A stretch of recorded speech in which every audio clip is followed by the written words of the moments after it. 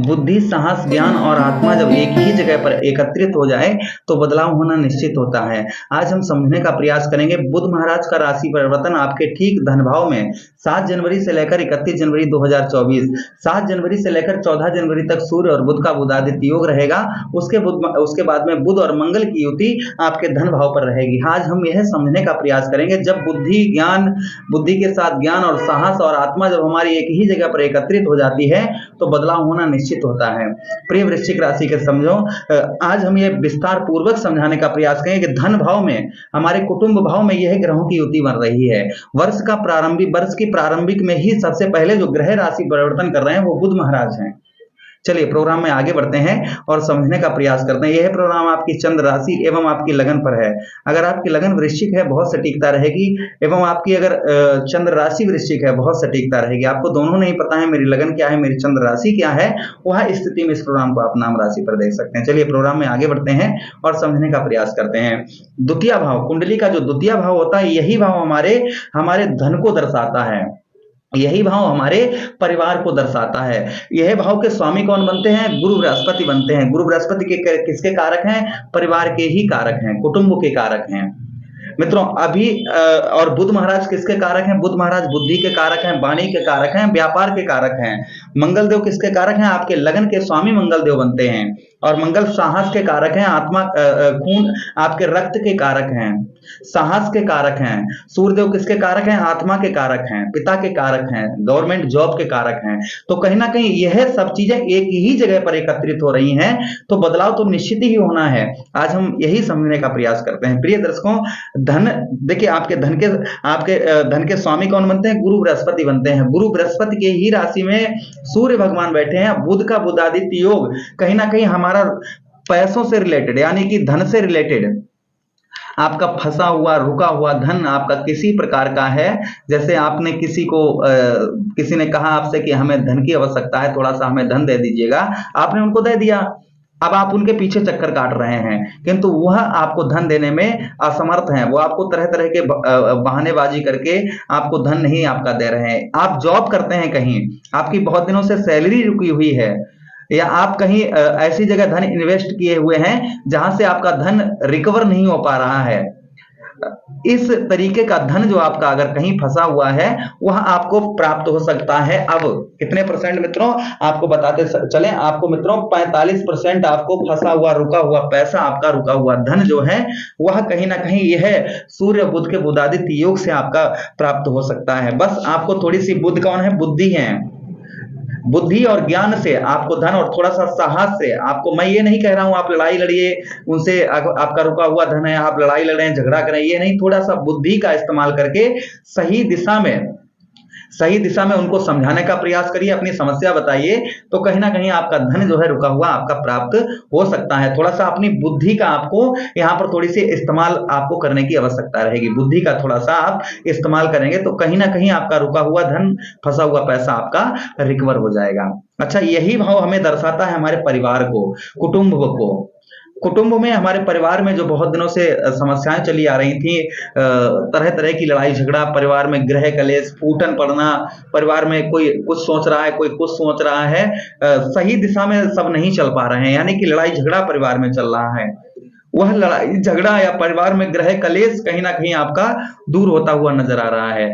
परिवार में जो ग्रह कलेश है, कहीं ना कहीं आपस में संबंध जो है वह मधुर देखे जाएंगे, संबंध जो है वह मधुर देखे जाएंगे। बस आपको अपनी तरफ से नॉर्मल रहना है और सही दिशा में सही बुद्धि का इस्तेमाल करके परिवार को एकत्रित करना है, समझाना है लोगों को। अगर आप यह करेंगे तो कहीं ना कहीं परिवार में आपके मिठास अवश्य ही बनेगी। अच्छा, उसी के साथ ही साथ मित्रों आगे हम बात करें, यही भाव होता है हमारे वचनों का, वादों का। तो आपने अगर वादे कर रहे हैं किसी से आप और उनको पूरा नहीं कर पा रहे हैं तो संभवतः कहीं ना कहीं आप किसी से अगर वादे कर रहे हैं तो आप संभवतः उन वादों को आप जो है पूरा कर पाएंगे, वादों को निभा पाएंगे, कुछ वादे यहां पर आप पूरे कर पाएंगे। अच्छा, उसी के साथ ही साथ मित्रों आपको बताते चलें कि आपका शिक्षा, थोड़ा सा शिक्षा का भी ये भाव हो जाता है, विद्या का। और बुध किसके कारक हैं? विद्या के, बुद्धि के कारक हैं। स्टूडेंटों के लिए उत्तम अच्छा समय रहेगा, वृश्चिक राशि के जातकों के लिए अच्छा समय, उत्तम समय रहेगा। बुद्धि उनकी जो काम नहीं कर रही थी, तो संभवतः कहीं ना कहीं उनकी बुद्धि जो है वह अच्छे काम करेगी। पेपर है या फिर एग्जाम है, कुछ भी है जिसमें आपको सफलता अवश्य ही प्राप्त होगी। देखिए, सफलता उन्हीं को प्राप्त होती है जो मेहनत करते हैं, ध्यान देते हैं, जो अपने समय को नष्ट करते हैं व्यर्थ की चीजों में। उनको बुद्धि का या उनका जीवन में वो सोच रहे हैं कि अच्छा ग्रह हमें अच्छा फल देंगे। तो ग्रह कहां से अच्छा फल देंगे जब आप कुछ अच्छा सोच ही नहीं रहे हैं।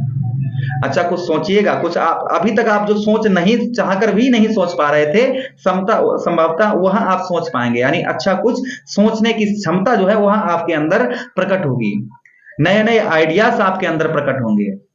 अच्छा मित्रों, उसी के साथ ही साथ आगे हम बात करें, एक निवेदन करना, अगर आप कुंडली का विश्लेषण परामर्श करवाना चाहते हैं विस्तार पूर्वक, तो चैनल के डिस्क्रिप्शन में स्क्रीन पर नंबर मिल जाएगा और चैनल में हमारा नंबर मिल जाएगा। आप अपनी कुंडली का एनालाइज विश्लेषण करवा सकते हैं।